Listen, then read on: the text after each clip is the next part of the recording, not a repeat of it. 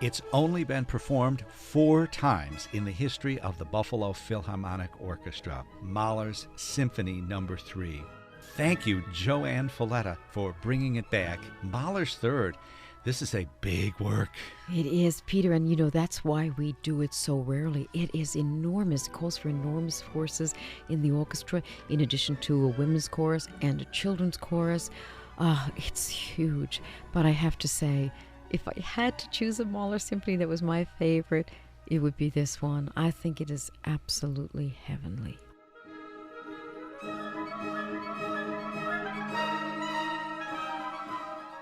It just touches you emotionally at the core in a way that I could never put in words, and I think the audience feels the same way. I understand that one of Mahler's philosophies was that everything in the world should be brought together in the symphony. Yes. Is that what you're talking right. about? You're absolutely right, Peter. He wanted the symphony to be a world unto itself, to bring everything inside it.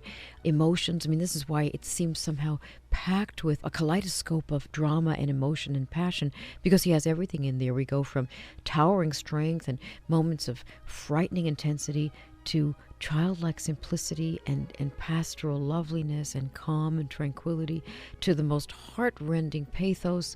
All of that is in there, and sometimes it changes quickly.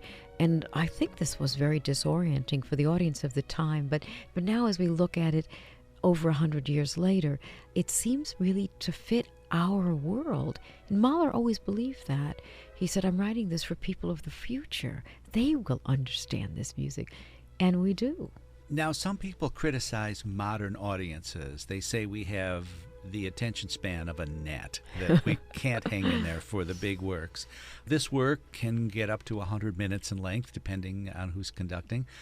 I know you're aware of the audience behind you. What do you think about how are you going to keep us involved or engaged? Well, that's the biggest job for the conductor and the orchestra, is to create a sense of architecture that makes sense. It's like reading a book. It has to make sense from beginning to end. And we have to do that in sound, Peter, so you can imagine how challenging that is, to create a sense of architecture in sound where people can't go back and hear it again. But I think Mahler, first of all, is so filled with color that no one's attention will wander for a moment. It's just so filled with beauty and filled with change and emotional intensity that people will follow that.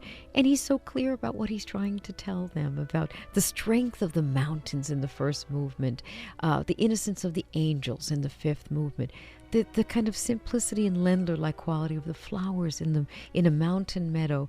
People will understand that. He's speaking our language. We know that.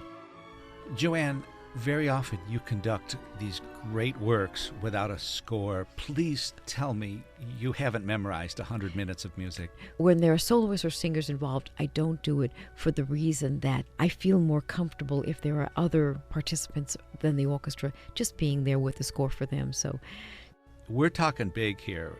In the orchestra, where normally we have 2 flutes, you're going to have 4. Right. We might have 1 or 2 oboes. You're going to have 4. We might have a bassoon, maybe 2. You're going to have 4.